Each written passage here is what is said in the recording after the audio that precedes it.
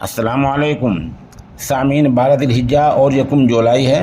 خبر کا عنوان ہے چندر شیکھر آزاد پر حملہ کرنے والے 4 ملزم پکڑ لیے گئے ہیں۔ خبر تفصیل سے سنیے۔ بھیم آرمی چیف چندر شیکھر آزاد پر حملہ کرنے والے 4 ملزموں کو آج ہریانہ سے گرفتار کر لیا گیا ہے۔ ان میں ایک ایسا ملزم بھی ہے جو 15 دن پہلے ہی جیل سے چھوٹا ہے۔ بتا دیں کہ یہ حملہ گزشتہ 28 جون کو ضلع سہارنپور کے تاریخی شہر قصبہ دیوبند میں ہوا تھا۔ اس وقت چندر شیکھر آزاد کو گولی لگی تھی۔